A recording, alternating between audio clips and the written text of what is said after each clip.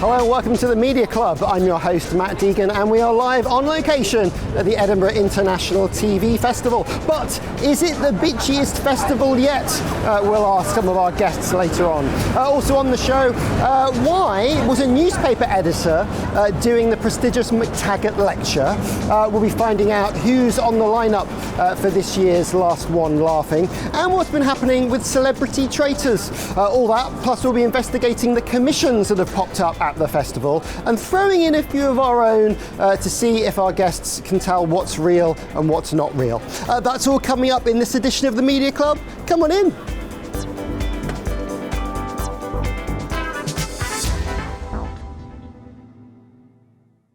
I've cornered Rebecca Cooney from Broadcast Magazine and Boyd Hilton from Heat and the Pilot TV podcast. Hello guys. Hi. Have you had a good festival so far? I have, in the sense that I'm hosting two sessions. I'm kind of in between the two of them, and I'm quite stressed out and busy. But you know, I'll always make time for you. And generally, yeah, it's the first session's done and went okay. I had no major complaints, so that's one thing. And the audience didn't either. No, exactly. Good. Exactly. Well, not that I know. So there was also talk about pooing in swimming pools, which is a new, it's not a title of a new show. It is Danny Dyer was talking about on a clip from his new show for Sky. And Rebecca, have you been busy filing? I've filed some stuff. I've been to some stuff that I'm kind of storing ideas away for future features and things like that. But no, it's been good. Good. So who's had a good festival so far? So I was canvassing this with colleagues on the broadcast team, and I have to credit my colleague Alice Redmond for this, who went, the bitches have had a good festival. Who are the bitches? I'm not going to name names, but it's definitely been a catty festival, I would say. There have been people taking swipes at each other. Channel 4 took a swipe at Netflix, Channel 5 took a swipe at Channel 4 about one of our articles, sort of.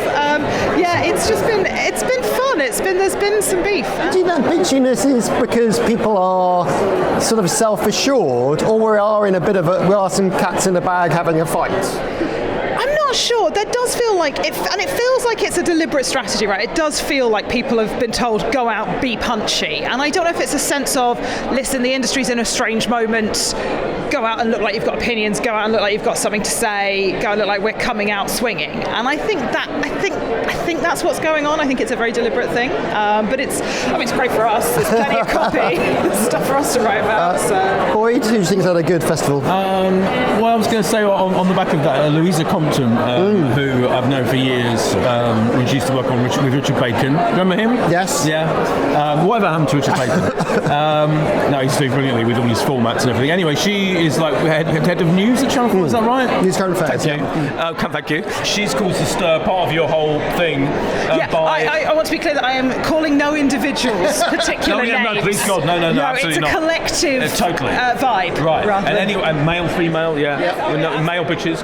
Anyway, but Louisa, who I love, who is brilliant, absolutely brilliant, she has caused a stir, but she said that the Netflix people who swooped in to get Stephen Graham in Adolescence, etc., and Jack writing it, were tourists, TV tourists, I think she coined the phrase, and I think that's become one of the most interesting ideas and stories of the festival. She's sort of saying they haven't sort of done the work to create these individuals. Something like that. More fairly, Channel 4 and other PSBs did a lot of the groundwork, in working with Jack Thorne, working with Stephen Graham previously. Which is true.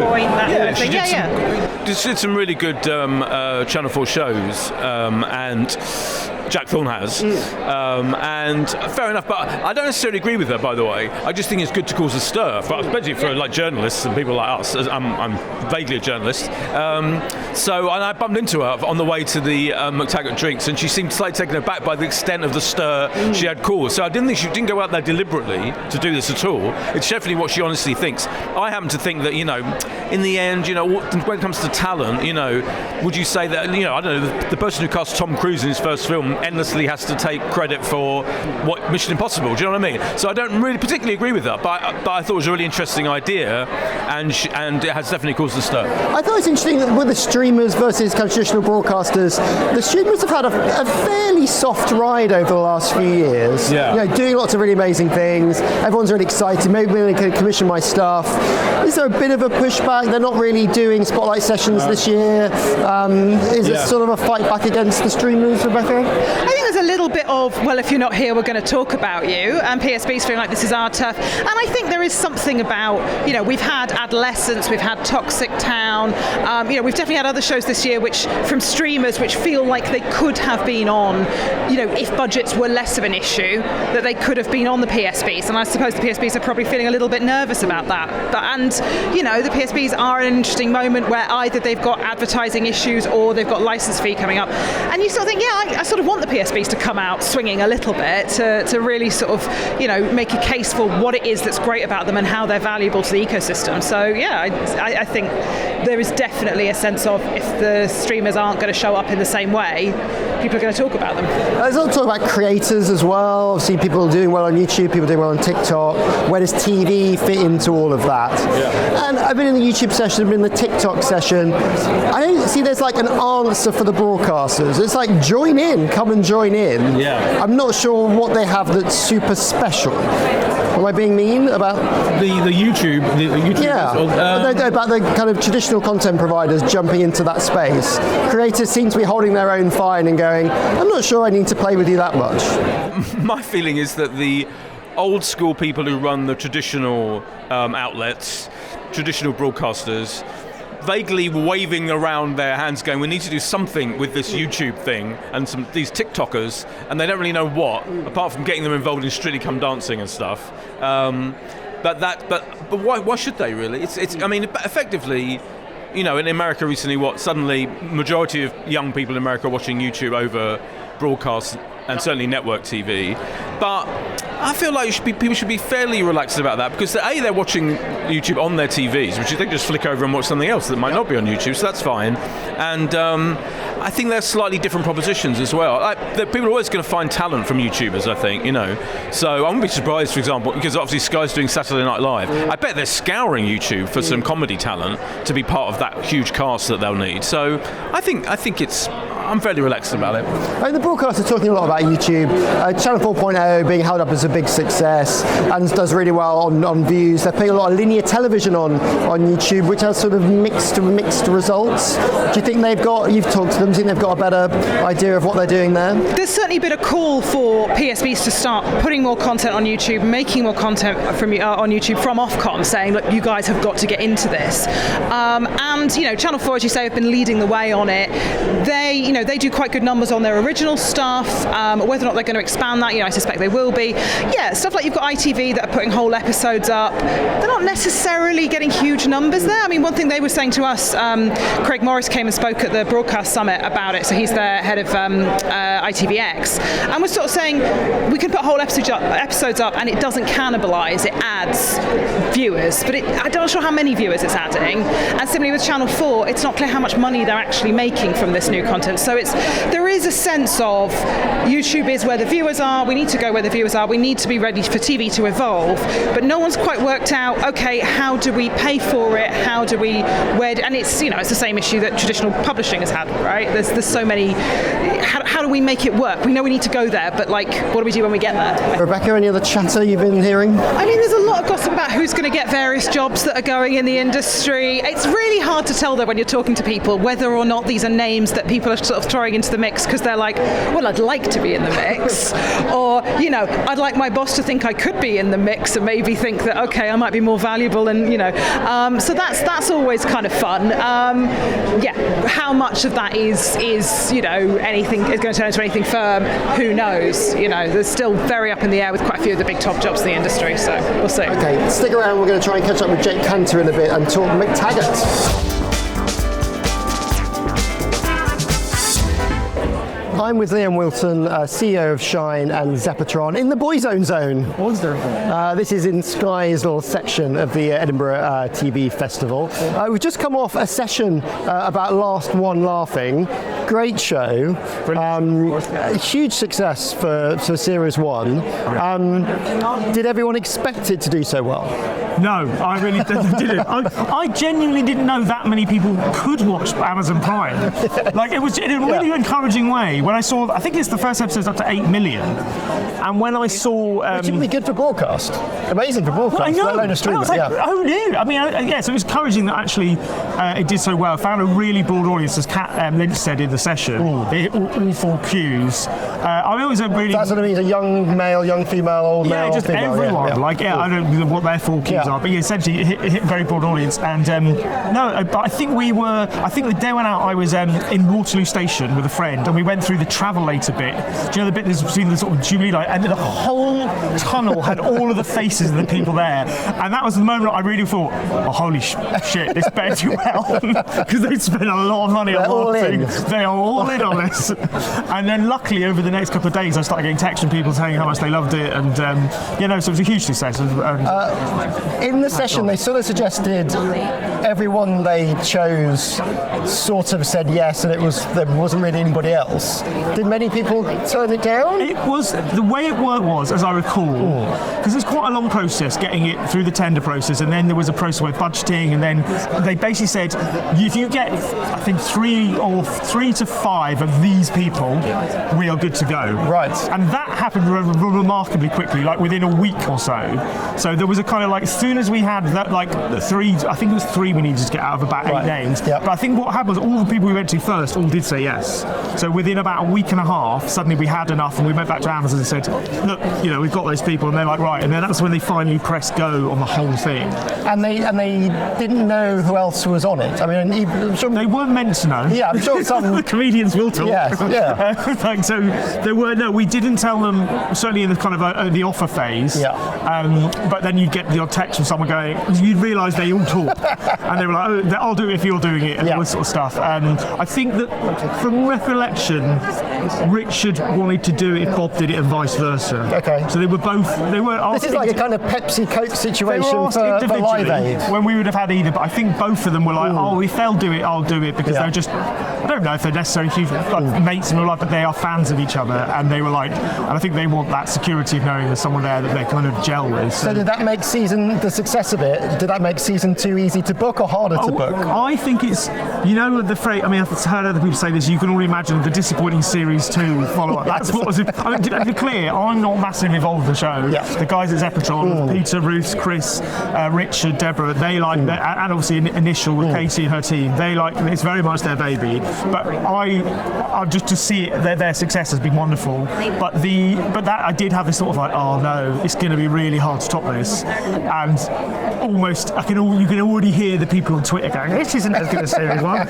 So I was that was and then, but in terms of booking, like I said, it was pretty straightforward. I mean, people want. I mean, some people. It's a hit. It's a hit. Yeah, you don't get many hits. When you get a hit, people tend to want to do it. But then, as they said in the session, it's really about sort of getting the balance right. So even if you just had 10 people you'd love to do it, you wouldn't necessarily put them all on the same series anyway, because it just wouldn't be the right combination. Well, I thought it was interesting. So it's a sort of joint project with Zeppotron and Initial, which obviously are both Banajay companies. Initial obviously have all that Big Brother experience, sort of fixed rig, and they sort of did all of the production end, and then the Zeppotron guys were a bit more talent editorial led. Yes. Is that a strange way to run a thing, or is that new to the business? I think it's going to become increasingly common. I think Patrick Holland-Arts, you can see Banajay is keen for those collaborations to happen, where it gives us basically maximise the chance of getting something commissioned and makes it better. And I think that felt like a very obvious combination between the two. And I think as Kate, she said in the session, both probably felt and could have made it on their own. Yes. But it maximised our chance of getting it made and making it good from day one. So who's in season 2? So they've just been announced. Bob Mortimer is back to defend his crown. Good. And then we have, to see if I can remember, I've got them written down. David Mitchell, Ben Masola Ikuemo, Diane Morgan, Mel Gedroich, Maisie Adam, Ramesh Ranganathan, oh god, I can't believe I'm still 3 short, Sam Campbell, Alan Carr, did I say Alan Carr? I think I missed Alan Carr. Amy Gledhill, Amy Gledhill, I forgot Amy, sorry. I nearly did it. Yeah, those are the 10 people, and then obviously Jimmy and Rasheen are back. And it's all been filmed? All been filmed, I was there on the day. It was about 6 weeks ago in Elstree. Where are you on the edit? We are, well, Richard Cohen, I was hoping was going to be at that session, but couldn't make it up because I think he was like doing first cut of episode 4 yesterday, viewing of episode, like it's literally right in the middle of it. And there's been a viewing with Amazon for the first couple of episodes. It's right in the heat of it. And it's looking really good. It's really funny. I know I'll have to say that. Really funny, but it is different. It was very interesting because more people had seen it this time. More people came in with a bit of a strategy. Yes. Which was... Well, that's the classic reality TV thing, isn't it? Yeah, where it is. Year 1 of Big Brother, what the hell is this? Then year 2, I've watched it all, I know what to do. It's like, and it's interesting, even comedians who primarily want to be funny, they came in a bit more, apart from Alan, I would say, who did only when he got there went, I should probably have a strategy for this. and we were worried about Alan, if I'm honest, because I've worked with Alan Carr and he's one of the nicest, funniest people you ever meet, but he does like to laugh. And when he went in, there was a phone like, don't go too early, Alan. So he, just before he went in, he was like, I think his strategy was to eat. He was eating quite a lot. That's sorry, I probably should like, That's good. I think he suddenly thought, what can I do? So he offered an apple, I think, sort of his mouth. That was his. So people came in with a bit of a strategy, and I think that in a way it was interesting. It's a different narrative takes place because everyone's trying to break each other. It took a bit longer. What we did this time, what the team did, is the jokers I think have stepped up a level. Okay. There was a bit more like, because people wanted to bring everyone prepared in advance before, but now there's like There's a level. Like, even I was like, wow. And I think that actually helped because everyone's coming in with a bit more of a game face on. Yeah. But then you've got these bigger set pieces, which kind of like a good more chance of breaking people. So it's good. I'm hoping it'll do all right. Or it will inevitably be the disappointing second series, as I say. So you charted at Shine about 18 months ago. 18 months ago, yeah. I imagine quite a busy 18 months, particularly because of Masterchef. Yeah, that's been... well, we were already moving the show to Birmingham. So when I arrived, the studio build was starting in Birmingham. So because the decision was made to move the show to Birmingham a year and a half before I started. And that was my focus, is trying to helping get the show up and running in Birmingham because... moving any production is difficult, but a show where there's 3 different versions of it and they all overlap and there's edits and all the rest of it in a brand new studio, which is amazing. That was kind of a big part of the year. And then obviously what happened was challenging in a different way. In one sense, for me, because I wasn't around for a lot of it, it was quite useful is the wrong word, but I had a different perspective. My job is to support. I wasn't involved in the investigation, so I was able to be fairly neutral from it. My job was to support the team and try and get everyone through it while that was all carried out. And now I think we're in a good place. It's done, and we start filming the next series in 2 weeks' time in Birmingham. We've shot 2 series in Birmingham this year, which haven't gone out yet, which is a real shame. We've got 150 people working on the show in Birmingham. They are so delighted to have us there and are so excited about the show, and all those people are new, and they just want the show to go out and keep making great shows, for a great new series of Masterchef. So there's 2 series that have been shot and will go out in time, and we're starting the 3rd series. They're shooting there in 2 weeks' time. We have our hosts. I can't say who they are. It'll be announced at some point in the next couple of weeks. But the thing I probably want to talk about is that just how excited Birmingham are to have us there, and what that means for that show and that production community. So obviously it was a big BBC decision. They're moving you guys there. There's a few other things that are happening there.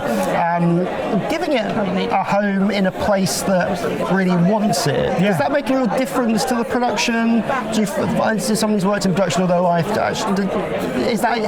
What does it mean to have regional production like that? Well, I think first and foremost, I would like to say a lot of the team, some of the team from London have moved up. And some have been working up there. So, and some of them that is challenging for them, and that has been a difficult thing to deal with. So that got to reflect, and there's a lot of people that are still working the show, want to, and that. But the point is, essentially, the BBC want to spend more money outside London, and they have identified, from what I can understand, Birmingham is a place where they probably weren't spending enough money and investing in it enough. And Masterchef is the first part of that jigsaw.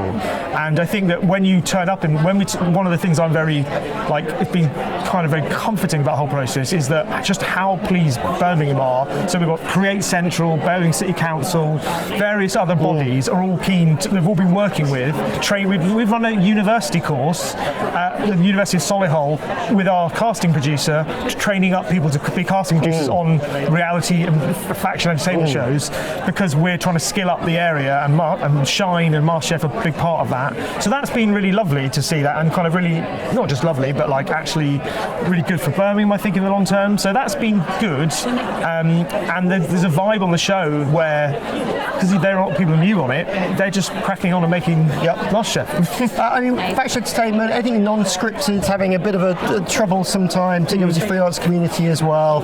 What's the current direction of travel? What are you seeing when you're talking to broadcasters? I think probably the fewer and bigger strategy is still probably the kind of dominant strategy for BBC, ITV, Channel 4, by and large. I think there's probably scope for a sort of mid-price point to come back in some places. I think that, we see that strategy is great, because it means if you land a show, you get all those eyeballs and everyone loves it. And also if it doesn't work, like if it's a bit exposing. So I think that essentially is still like, big sort of like, in fact, it's like these big reality shows around sort of, up to £1 million an episode sort of budget. The PSPs want to get involved in, and then sometimes they want to partner with American companies or do global stuff to get those shows up and running quicker and sort of reduce the risk for them. So I think that's probably still the kind of, well, certainly where Shine, that's what Shine are making. We're making big shows with like big non-scripted reality shows. We shot 2 series of Hunted over the summer, which was great, and we've got the Summit going out for ITV next year, which we shot in New Zealand, which is a big reality show on a mountain. So we're aiming big, because that seems to what the market wants. And we also got we're doing a few little small things. We're doing a thing with Francis Bourgeois. Yes. For Channel 4, we shot a series which is brilliant, that's going out in a couple of months for Channel 4, and that's a bit more like...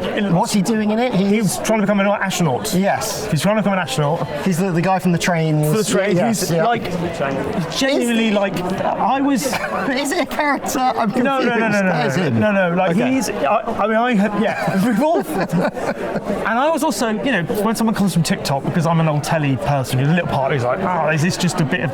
Francis Bourgeois is like the future of television in a way that I couldn't quite... Only while making this show have I really realised how fucking amazing he is. It's his passion and enthusiasm and knowledge for what he does that is so captivating, and that's why I think he obviously connects with a young audience on TikTok, and I think that's when he was doing the grand tour, isn't he? Since we hired him on the show, he's got like series for everyone. I think our show will be the first one that goes out, which is like a proper show with him at the centre of it, I think, and it's really good. It's really good. It's a bit Louis Theroux meets Guy Martin meets sort of who's sort of like also a bit like a what's the guy, Nathan Fielder? Yeah, Fielder. It's sort of like, but he's real, Francis. So yeah, I hope people find that. Looking forward to all those things. Thank you very much. Oh, very done. Good. Did I say anything about Masterchef? I'm with Heather Fallon from Broadcast and Faraz Osman from Goldwaller. We're talking Channel 4 and Channel 5. Both just come out of sessions looking at those channels. Heather, Ben Frau, Chief Content Officer at Channel 5, always an entertaining session. Always an entertaining What did he have to say? Ben Frau had quite a lot to say, actually. We got 2 articles out of it, so that's how much he had to say. But Ben always has a lot to say. And I think a reason why a lot of people like to turn up to those sessions is because he's not afraid to take a swipe. Yes, he was very complimentary about the Channel 4 head of content. Yes, on paper, I would say that Ben was very complimentary of Ian Katz. I actually have the line here. He's a genius. I think he's completely reinvented television, and I take my hat off to his originality and creativity. Although he did ask why no one was laughing straight after, so I think he had some choice words for him. And he also talked about when the Channel 5's going to be sold. Yes, so the other thing that he did do was confirm that under his impression, Channel 5 will not be sold as part of the merger with Skydance. He said they'd spoken to the new boss and they really liked what Channel 5 was doing and they were confident it would be going forward. So that's a nice confirmation to have. It's good. And what happened in the Channel 4 session? Well, at the bottom of the stairs, we were streaming out of the Channel 4 session. It's really interesting what Heather just said, because there is a little bit of like sniping between the broadcasters and the streamers. They're all kind of like having a little digs at each other, which, as an indie, I think is really fun. It's good that that's happening. And as a journalist, great coffee. It's kind of quite lovely. I mean, look, they talked about how they're pushing more into regions. They talked about how, the fast forward strategy. Sounds like they're doubling down on drama. I think that's the big takeaway for a lot of people, is that they're doubling their drama spend, which, as somebody who works in unscripted, is slightly terrifying. There were a few criticisms from the audience. They're working with the same writers, Stephen Moffat. Lots of people that we hear, Russell T Davies. We hear the same names, Jack Thorne, again and again and again. We're a new writer's space. How are they cutting through with new ideas? They showed some interesting stuff. Like, they've got a few new reality shows that they're coming out with. They said that, like, last year they were looking at reality. Year before that they were looking at docs, and then next year is their drama doubling down on the streaming service. They've sort of been talking about drama for about 6 months, haven't they? Is it new news? Well, they're doubling the spend. And look, the reality is, you can talk about it all you want, but until you spend the money, it's probably not going to mean anything. So they are, if that is true, they're doubling the spend, then that probably means that something is going to come out of it. But it's important to say that they double the spend there, spending less money elsewhere. It wasn't really clear where those cuts are. Channel 4 is getting quite a lot of grief from delegates about their push into... Channel 4 getting grief at Edinburgh? Who would have thought it? But they're potentially going to build their own production outfit. No one seems happy about that.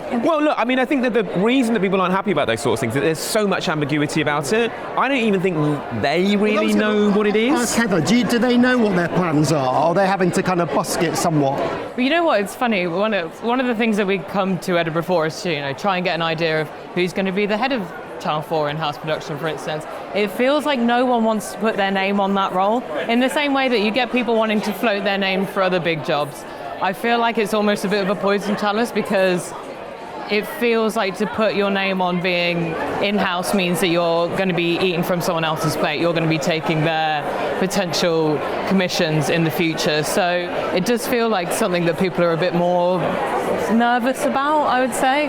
Well, there's battles between Channel 4 and Channel 5. Also, interesting how the streamers are here this year. So like last couple of years, the streamers have been sort of elevated to the same level as the main networks, with sessions that were looking at what they were doing.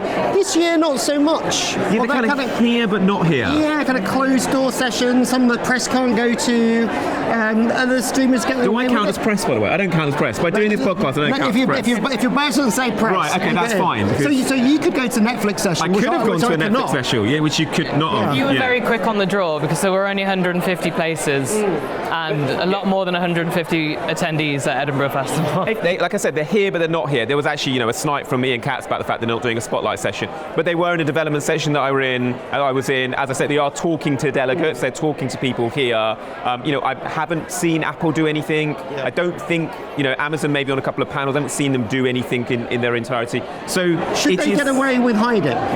Well, I think that the problem for me, it's like, this is the International Edinburgh TV Festival, but yet we're talking about UK TV, Channel 4 and Channel 5, which are very much British, channels. So there's a bit of there's two things. One is the branding of the festival, because they need to be here and say what they want for the sake of their festival.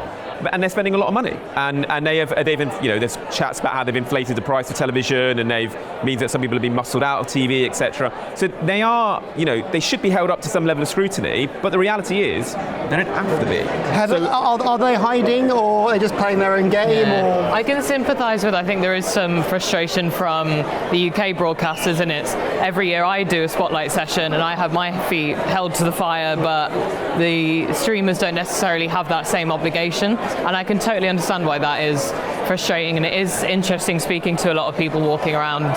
They have definitely pointed out the whole kind of streamer divide, and whether or not it's fair that, Anne Mensah and Fozia from Netflix and Amazon have both done a session, but it's good in a way because they can be a bit more candid and maybe say some things without the press being there to kind of follow that up. But at the same time, it does mean that they're not necessarily being held accountable in the same way. So it's a tricky balance. I think Rowan Woods did say that they're likely to come back next year and do a spotlight, but there is that kind of imbalance, which I can see is frustrating. I guess we'll see. Heather and Faraz, thank you very much. Thank you. It's the Media Club, supported by Audio Network, here at the Edinburgh TV Festival. I'm here with one of their customers, Jordan Laird from Studio Something. Hello. Yes, how are you doing? Very good, thank you. Are you local? I am, yes, I am. It feels interesting that we work in this industry and then this TV festival just lands here. But tell us more about the company. A lot of sport-based productions, a lot of branded content as well. Yeah, mean, we sort of fell into sport to some extent in the sense of we set up the company, myself and my business partner Ian. We used to work in advertising. In our spare time, we would make music videos because we had an interest in film. It was an easy way to try and make film because most bands we found out wanted music videos but had no money. So they would let us make whatever they wanted. So we started music videos and we realised you could turn them around quick. They had an idea at the heart and we realised actually maybe you could do this for brands. And obviously now that's obvious 10 years on that became branded content. So we started working with a lot of brands in Scotland, producing short form documentaries and content, bringing in sort of the advertising ideas but into essentially entertainment content. And then at some point probably TV kind of caught up with a little bit of that, and BBC up here in Scotland launched a channel about 6 years ago now, and they were looking for pilots around football and sport and fan culture. So we presented an idea around looking at Scottish football all across the board and understanding what fans love about it, and it became a weekly show called A View from the Terrace. We didn't realise what a returnable format was. Yes. And it turned out our first commission ever was a returnable format. Well, it's been 7 seasons of that. Seven seasons, yeah. We're just about to start. We literally started the 8th season pre-production today. And then from there, we've moved into documentaries for BBC, long-form documentaries. And how are you finding the small indie fund? It's been fantastic, I have to say that. No, not at all. We are probably sometimes victims of our own, where we just get our head down and work away and just keep working and working on what we're making. But this year we made a concerted effort to let's try and sort of put our heads up and try and develop properly. So yeah, we applied for the Small Indie Fund. We've got an incredible mentor at the BBC, and yeah, weirdly, the first idea we came up with of the Small Indie Fund has got us into a longer development with BBC, which I can't say anything about, which I probably ruined. I probably broke some sort of NDA there, but yeah. And making things has changed as well. I mean, you talk about coming from like an advertising world into the broadcast world, how we produce things, how we record them, how we film them, how we score them, all of that's starting to, that's changed. I think so. I mean, I suppose for us, it's, when we started off in a position where like I would use the camera, Ian would produce things, he would direct, I would direct. We were always quite cautious of, like, it's only the two of us, so we tried to learn as much as we possibly could at the start, learn editing, just basically for self-preservation, for the idea of if it all goes tits up, at least we can go back to like the two of us and we know how to, I don't know, we'll always be able to make a corporate video. Yeah. So we've always been quite cautious of being able to try and learn as many parts of the process as possible. I think it's always useful. I think Nelson can fire his own cannon. Yes, I think there's something valuable in that. Yeah, I might be rubbish at firing the cannon, but I do know the logics of firing the cannon. That's I'm not very good at producing, but I do understand the spreadsheet. So, and so how are you finding scoring your shows, whether branded shows or broadcasts? I love, and I'm not just saying this, I love picking music. It's one of my favourite parts of it because ultimately, you'll know this, like you can change something very badly, dramatically by putting the wrong song in it. Also, I find a fun thing with the editor is we will always go and pick the most inappropriate song first, just to see what it does to it. Like you've got this beautiful scene and you've worked on it for ages and contributors open up, you're like, let's just put some comedy on it, just for a minute, just to, when you get in an edit and you get a little bit stir crazy, so it's always a fun thing to put the wrong song in it. But no, I love finding music, and then when you find that right song, because you have to go through like 20, 30 songs, not because they're bad songs, but just you're like wrong. Oh, that just might be the one. Well, it's one of those things that you know what the answer is when you find it. Oh, 100%. You're like, that is the perfect. And see, when you find it first time or second time, you're like, oh my goodness, it's like getting a Chewy Malteser. You're like, this is the best thing ever. So other than starting with like the Benny Hill music, what is the true way you start to go, actually what should this be? I think a lot of the time it is probably a simple trial and error. Is what I would do, just like listen to it, get it on my nose sound and just bouncing through songs, and you almost know immediately when you hear a little something, you're like, oh, that might, and we always got this phrase like, that could work. And then usually that could work means, I think this is the song. Because you don't want to pin all your hopes on it, and then the editor thinks you're an idiot when he puts it on. Also, there's a terrifying moment when you send an editor some songs. You're like, I think these could work. He or she is judging me so badly here. Well, I also noticed on your LinkedIn, you made a short film about your lads' football team. Oh yeah, Is the company sponsoring their shirt? Yes, yeah. I mean, that feels like a life milestone when you can sponsor your little boys' football team. You film Man United and all these big teams, and you're like, imagine we did that for an 8-year-old's football team. And I think it was one of my most favourite films I've ever made, because they kids loved it. They felt like they were on Sky Sports. So like, we got them to do all the poses and give us the celebrations, and we've kind of fallen into doing sport a lot. But I think to me, what sport is, it's just a vehicle for stories, winning, losing, ambition, hopes, fears, and it comes around every time. And every game, those things come back to life. So it's not so much that we're massive sports fans. I think we're massive fans of storytelling and people, and sport is full of that. That was Jordan Laird. Remember, Audio Network can score your next project. Just head to audionetwork.com. There's a link in our show notes, but just head to audionetwork.com. When we return, we'll find out whether the Observer and Tortoise boss James Harding was the right pick to do the McTaggart Lecture. And there's still time for the media quiz. I'll see you in a sec. Hello Media Club listeners, Patrick here from Podcast Discovery, the podcast marketing company, where this week we've been thinking about podcast advertising. Yes, that thing we're doing right now. How do you make sure you're targeting the right listeners on the right shows? What should you say to them when you get there? And what kind of data are you able to get out of the campaign to help you understand how successful you've been? For answers to all of these questions and anything else to do with podcast marketing, book in a call at podcastdiscovery.com. That's podcastdiscovery.com. So before we get back to the fray, I thought it would be useful to pick up on some of the stories you might have missed whilst we've been away. Now, it may be a tech-savvy magazine, but Wired has had to pull an article after it assessed it as most probably an AI work of fiction. The article was published under the name Margot Blanchard, who has bylines in a number of other outlets, all now being investigated.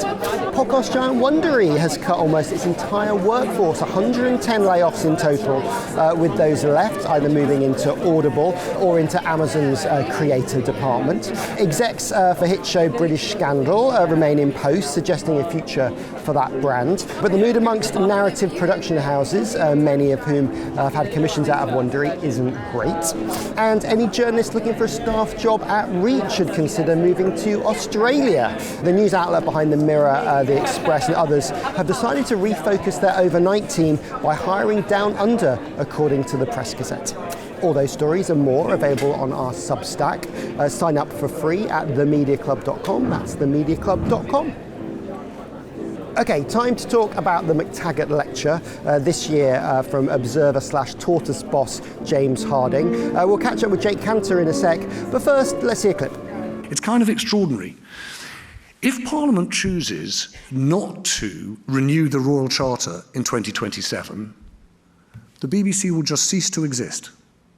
This, by the way, is different from universities or other organisations that are established by charter in perpetuity. The BBC, which politicians can't help but keep on a leash, is in effect on a 10-year contract. And it's true politically.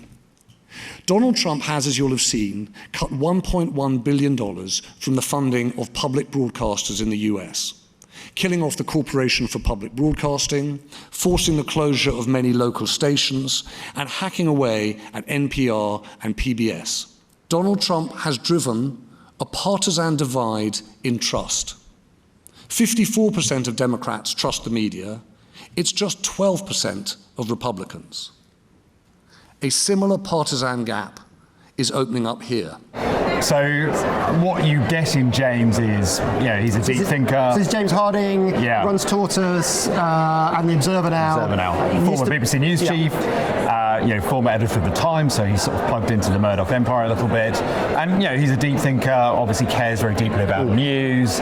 What he delivered was effectively a very full-throated case for safeguarding the BBC's independence from politicians, and he's doing that. And tech bros. And tech bros, yes, both of those things. And he talks about sort of untangling the BBC from government decisions over funding, about government appointments to its board, and I think that those things are, incredibly sensible. And the BBC, I'm sure, will be gladdened that we've had a McTaggart that has put those things on the agenda.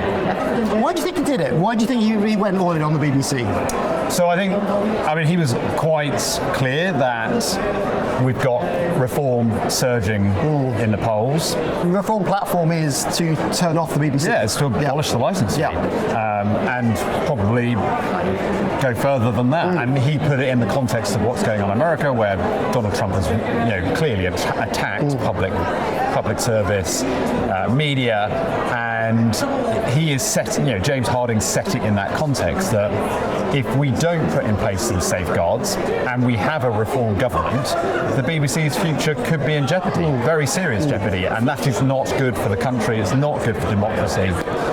It's not good for viewers. I guess on the reform front, even if it's a coalition between Reform and the Conservatives, that could be a thing that they argue to happen.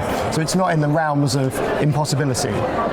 We have seen the BBC's independence being threatened time and again, and I think, and James Harding mentions this in his speech, by Labour.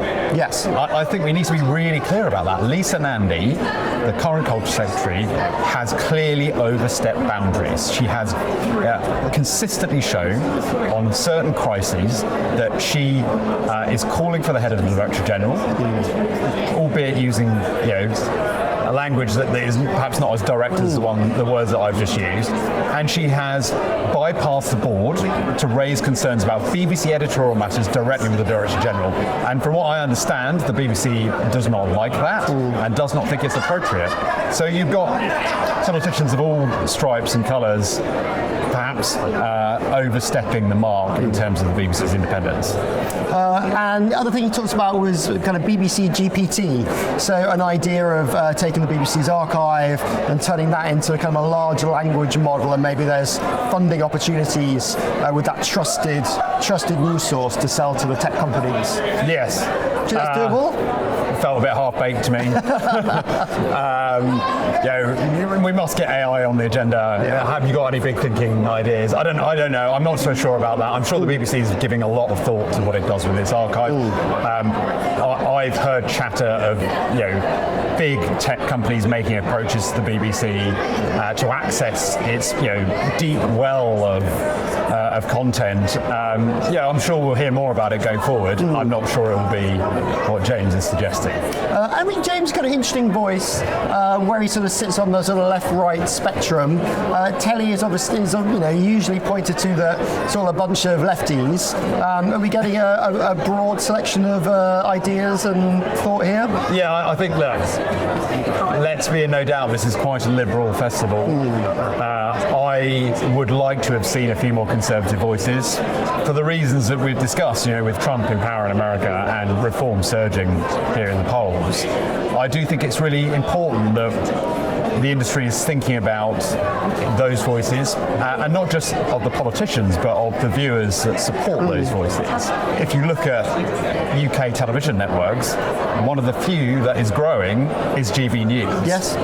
And they are not on any platform here. Now that might be their decision. The festival may have approached them. I don't know. And sort of its success isn't a sort of a news channel. I mean, it's basically creating daily programming that certain people find attractive, and so it's getting regular viewers, and that's starting to tackle the news channels where it's normally grouped together on like average hours of listening and average 30 minutes of listening. Yes, like it or loathe it, what GB News is doing is impressive, and they are clearly accessing an audience that is feeling disenfranchised by other major broadcasters here in the UK, and the industry needs to grapple with that. It needs to be having open conversations about that, and that is not happening at this year's is Edinburgh, and I think that's a shame.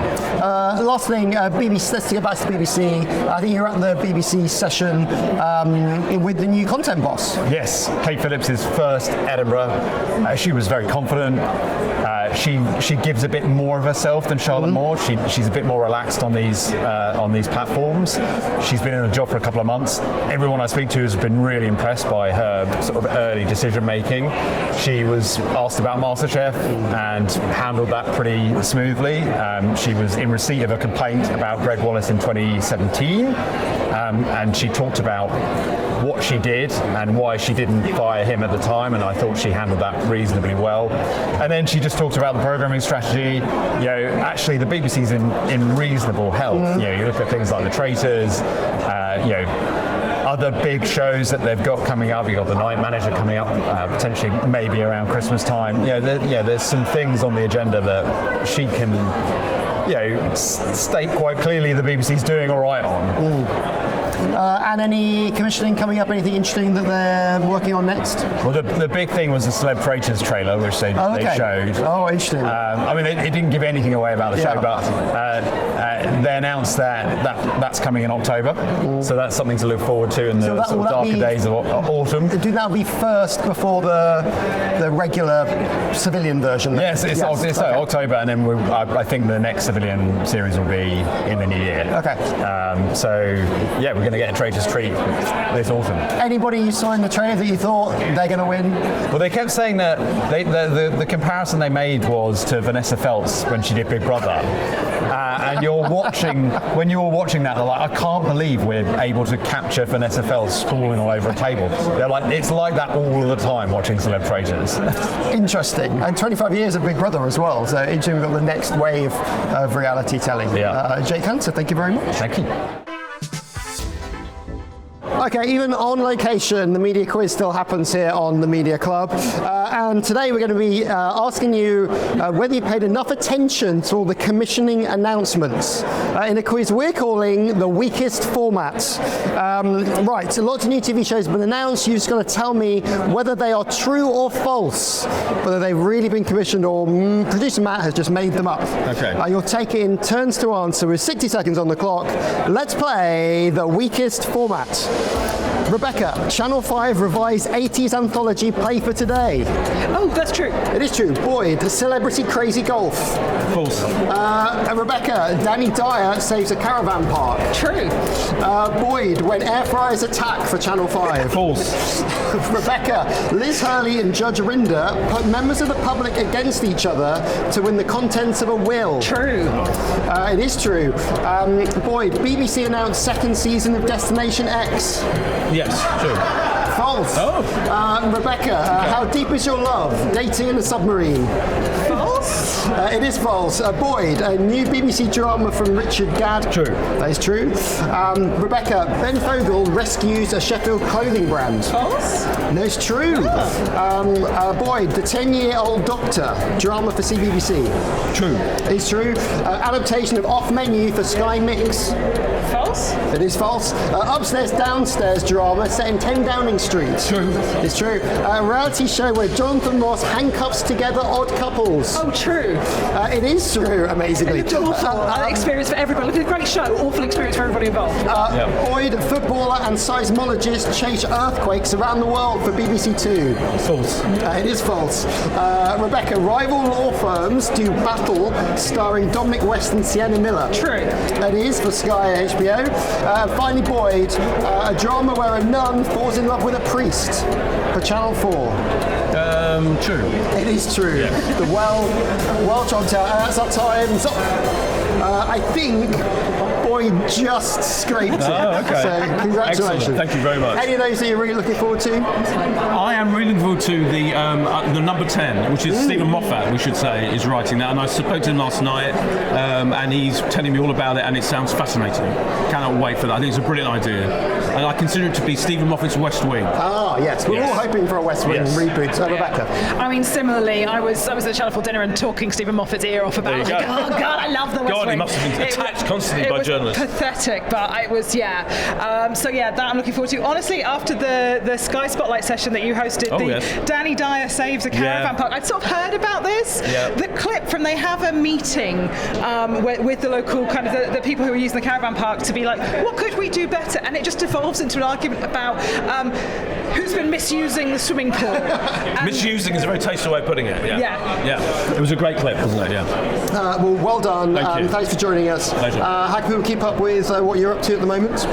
Well, I'm doing a session in about 2 hours on A Last One Laughing and a Pilot TV podcast. Just get it where you get this. Exactly. Rebecca? You can find my work on broadcastnow.co.uk. I'm on Blue Sky and most other things as Rebecca K. Cooney.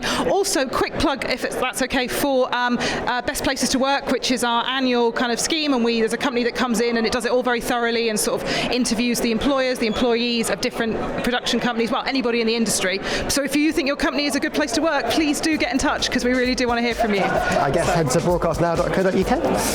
And thank you for watching. Remember, you can press follow on your podcast app of choice or subscribe to us on YouTube. I'm Matt Deegan. The producer was Matt Hill. It was a Rethink audio production with video support from Podcast Discovery. And we'll see you in a couple of weeks.